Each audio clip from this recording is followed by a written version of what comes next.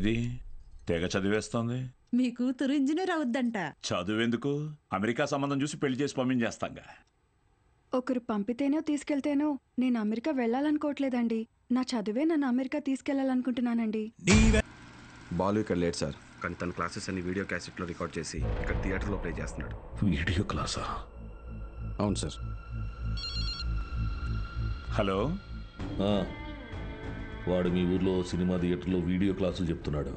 నువ్వు ఇంట్లో హాయిగా కూర్చుని జెమినీ టీవీ చూస్తున్నావా? లేదు బావా, నేను వీడియో క్లాస్ అంటే ఏంటి బావా? నేను చెప్పేది విను. రేపు ఎంసెట్ ఎగ్జామ్ ఉంది. మీ ఊరు నుంచి ఎవరు ఆ ఎగ్జామ్ రాయకుండా చూసుకో. బా, దుర్మార్గానికి కూడా ఒక హద్దు ఉంటుంది.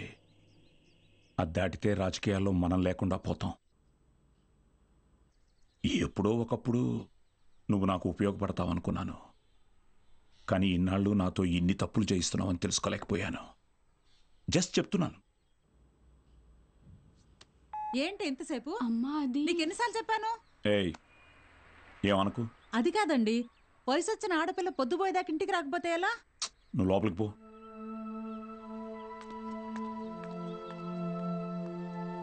బాగా చదువుతున్నావమ్మా?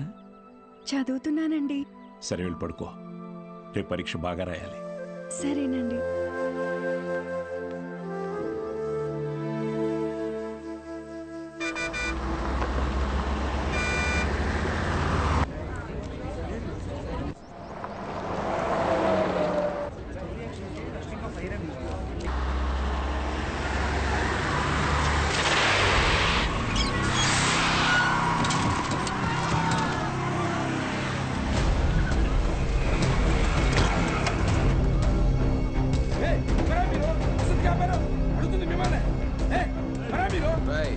కూర్చోండి, సైలెంట్గా కూర్చోండి. ఒక్క 3 hours మీ బస్సును హైజాక్ చేసాం. ఎవ్వరూ అరవకూడదు. అలా కుదరదు, మేము ఎగ్జామ్ రాయాలి. ఇంటికి వెళ్ళి రాసుకోరా. కూర్చో. Gopalakrishna, no bad words. అందరూ బుద్ధిగా కూర్చొని ఎగ్జామ్కి చదువుకోండి. మహాలక్ష్మి, బుక్ తీసుకో.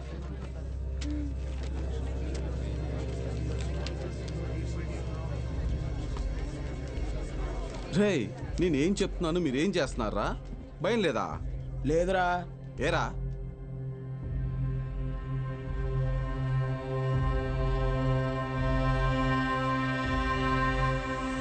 అదిగదిగో అడుగిడనిక మన అభినవ గురజాడ తల్లపడితే పడిపోదా చెడు మెడలో గురి తాటిక గురి కాకుర తిరగబడిన తన రోషపు తాటికి కోపరుగు ఎలా దాసోహమే వాటికి.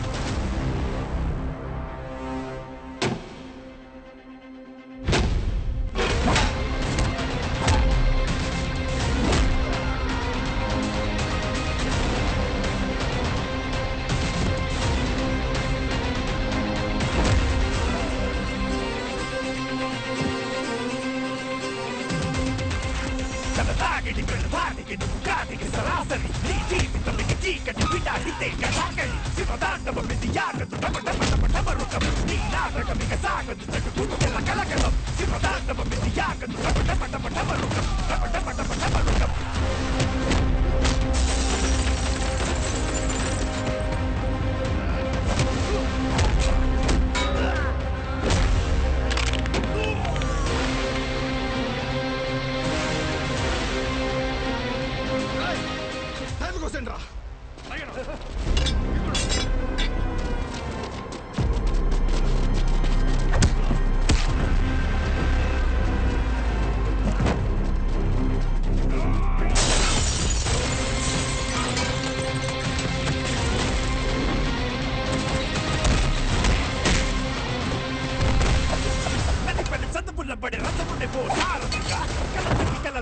అతనేమో మానసిక పెదరని వీరుడిగా అల్లు పెరగని ధీరుడిగా మాయలోకానికి పోత పడని కారనిగా అతిగతికో అడుగిడనిక మన అభినవ గురజాడ తల్లపడితే పడిపోదా చెడు మెడలో గురి తాటిక.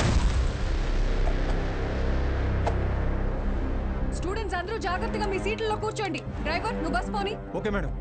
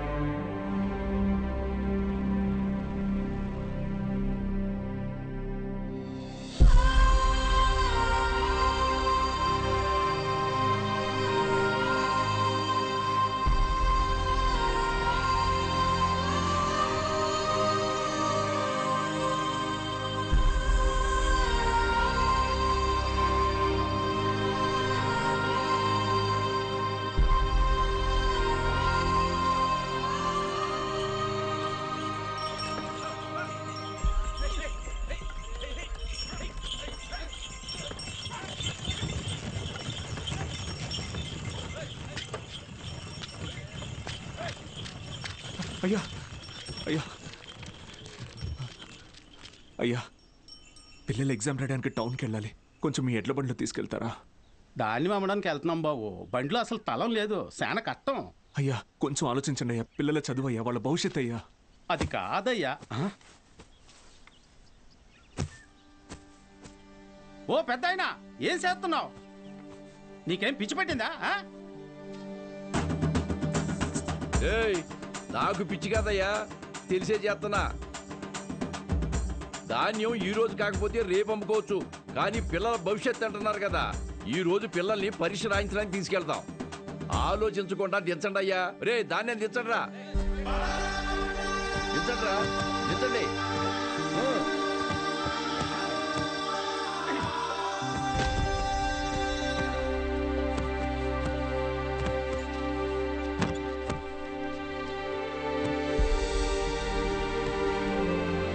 పర్లేదు, ఎక్కండి అయ్యా, ఎక్కండి.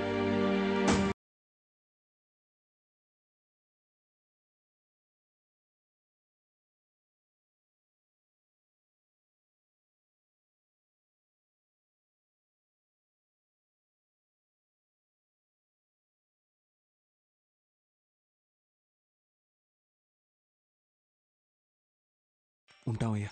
మంచిది.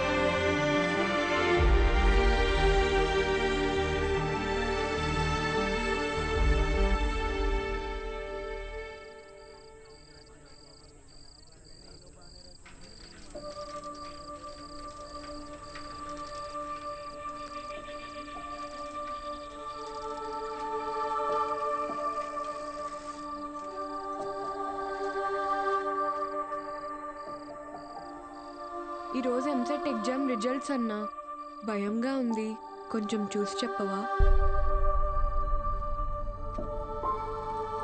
అందరికీ ర్యాంక్స్ వచ్చాయా సార్? మీకే ర్యాంక్ వచ్చింది sir?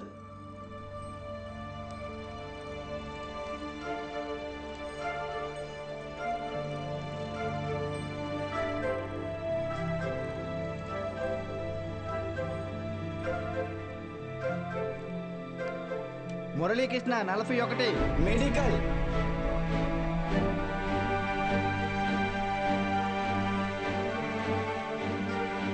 Suresh 59 medical. Bhargavi 9 medical. Kusuma 55 engineering. Congratulations. Ananthalakshmi 43 medical. N Rambabu 29 engineering. M Venkatalakshmi 30. P Mahalakshmi 15. C Padmavathi 8. G Pramila 33. D Veeranna 9.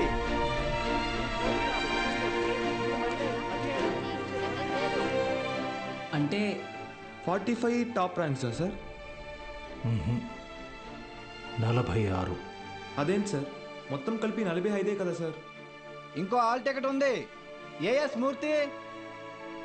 As మూర్తి 1వ ర్యాంక్. ఎవరై ఉంటారు? ఏఎస్ మూర్తి ఎవరు? ఏఎస్ మూర్తి.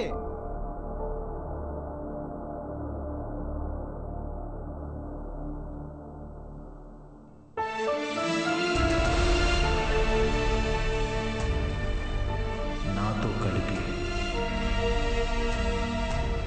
46.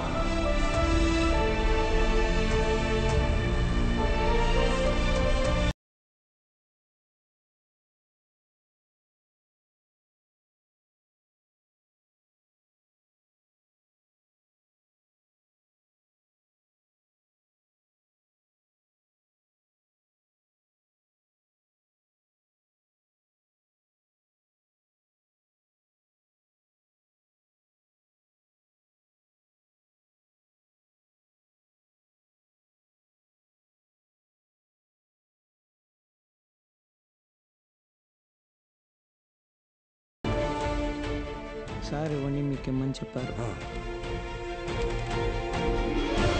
సతీ, నీ పూర్తి పేరు చెప్పు. అన్నవరం సత్యనారాయణమూర్తి. చాలా పెద్ద పేరురా.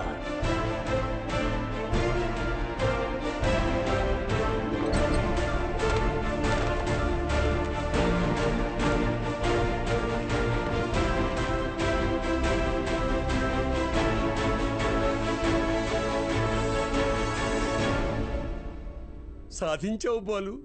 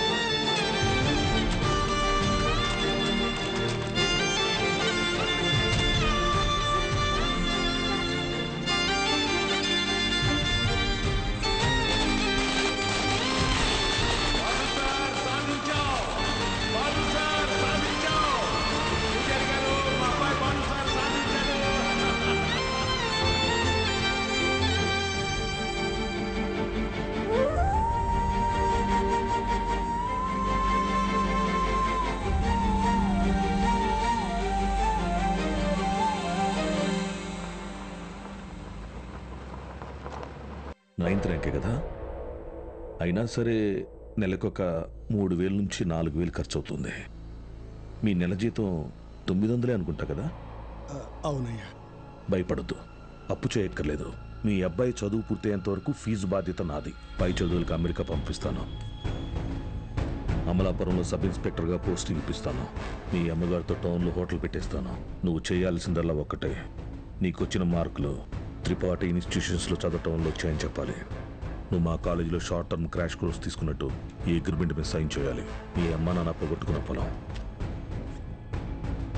ఇక మీదట నీదే. ZPTC chairman post, anonymous.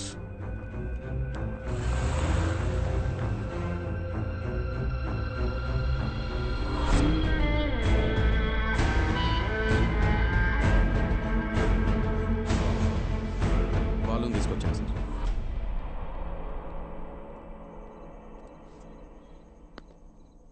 నీ స్టూడెంట్స్ సంతకాలు చేసి ఇచ్చారు నాకు. మీ ఈ ర్యాంకుల కారణం ఎవరని నిద్రలో ఎప్పటికినా త్రిపాఠి అనే చెప్తారా? పబ్లిక్లో పొరపాటురని పేరు తలిచిన ఒక్కరికి కూడా ఫ్యూచర్ లేకుండా చేస్తాను. అర్థమైందా? ఆ రోజు దట్ అసెంబ్లీ డే నీ ముఖం కూడా నేను సరిగ్గా గమనించేది. ఎక్కడో దూరంగా ఉన్నావు కదా, ఇంత చిన్నగా ఉన్నావు. వచ్చి నన్నే ఊడిద్దాం అనుకున్నావా? త్రిపాఠి సార్, చాలా రోజుల క్రితం మీరు నాతో అన్నారు, 0 fees 0 education, more fees more education అని. ఆ బోర్డులో ఉన్న స్టూడెంట్స్ ఎవ్వరికి వేలకు వేలు ఫీజు కట్టడం వల్ల ఈ ర్యాంకులు రాలేదు. మీరు వాళ్ళకి లక్షల లక్షల డబ్బులు ఆశ చూపించి వాళ్ళ ర్యాంకుల్ని, వాళ్ళ గెలుపుని కొన్నారు. ఇది కూడా ఒక గెలుపేనా?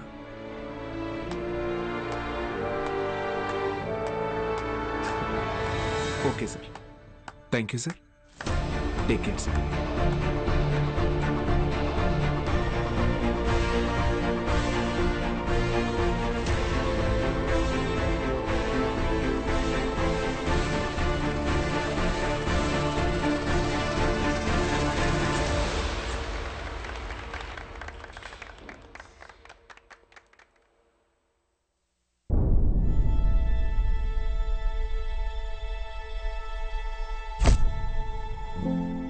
ఏ మనిషి అయితే మిమ్మల్ని నమ్మలేదో ఈరోజు ఆ మనిషే మీ ఇంటి ముందుకొచ్చి మిమ్మల్ని తన ఇన్స్టిట్యూట్కి బ్రాండ్ అంబాసిడర్ అవ్వమని బతిమాలుతున్నాడు. ఏది బూస్ట్కి సచిన్ ఉన్నట్టు. ఇది కదా నేను మీకు దక్కాలనుకున్న రెస్పెక్ట్. వచ్చింది. సూపర్. సంతకాలు పెట్టండి. కాంట్రాక్ట్ మీద సంతకాలు పెట్టండి. చదువు అనేది వ్యాపారంగా మారి చాలా కాలమైంది. ఫ్యూచర్లో ఇది ఇంకా పెద్ద వ్యాపారం అవుతుంది. ఈరోజు ఇంటర్ ఫస్ట్ ఇయర్ సెకండ్ ఇయర్కి వసూలు చేసే ఫీజుల కంటే ఎక్కువ ఫీజులు ఎల్కేజీ యూకేజీ క్లాసులకి వసూలు చేసే రోజులు వస్తాయి. మన కంటికి కనపడేది త్రిపాఠి ఒక్కడే, కానీ తనలాంటి వాళ్ళు ఈ దేశంలో చాలామంది ఉన్నారు. మీ చదువుకి ఖర్చయ్యే ప్రతి రూపాయి త్రిపాఠి జేబులో నుంచే రానివ్వండి. మీ ఇంట్లో వాళ్ళకి ఇస్తానన్నవన్నీ ఇవ్వనివ్వండి. పై చదువులు చదివిస్తాడా? చదవండి. తన అహంకారాన్ని వాడుకొని మీరు ఎదగండి. మంచి పొజిషన్కి వెళ్ళండి. బాగా సెటిల్ అవ్వండి. అప్పుడు చదువుని కొనలేని వాళ్ళకి చదువుని పంచండి. మీలాగా వాళ్ళని గెలిపించండి. 46 మంది ఉన్నారు. మీరు తలుచుకుంటే ఎంతో మంది జీవితాల్ని మార్చగలరు. వచ్చి ఆ కాంట్రాక్ట్స్ మీద సంతకాలు పెట్టండి.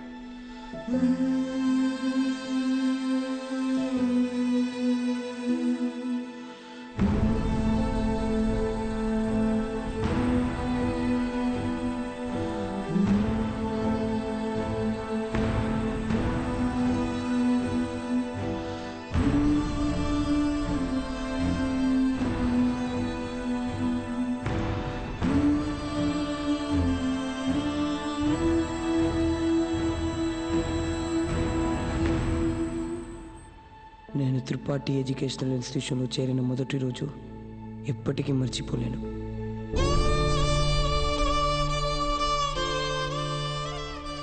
లెక్చరర్స్ అంతా నాకు ఎంతో అండగా నిలబడి నన్ను ప్రోత్సహించారు. నేనేదైనా తప్పు చేస్తే దండించేవారు. వాళ్ళే నన్ను సరైన దారిలో నడిపించారు. నాకంటూ ఒక లక్ష్యాన్ని ఏర్పరిచి అందులో నన్ను గెలిపించారు.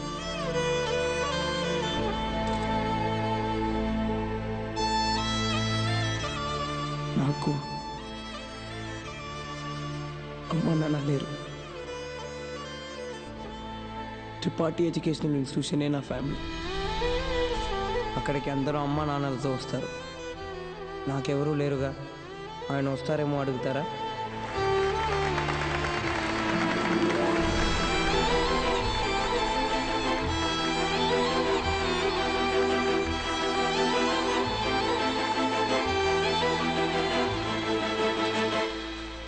వెళ్ళిపోయాడు. వరం ఇచ్చిన తర్వాత దేవుడు ఎలా మాయమైపోతాడో అలా మాయమైపోయాడు. ఆ తర్వాత బాలు సార్ని మేము ఎప్పుడూ కలవలేదు. ఆయన ఉంటే త్రిపాఠి వల్ల మాకు ఎప్పుడైనా ప్రాబ్లం వస్తుందనుకున్నాడు ఏమో. వెళ్ళిపోయాడు.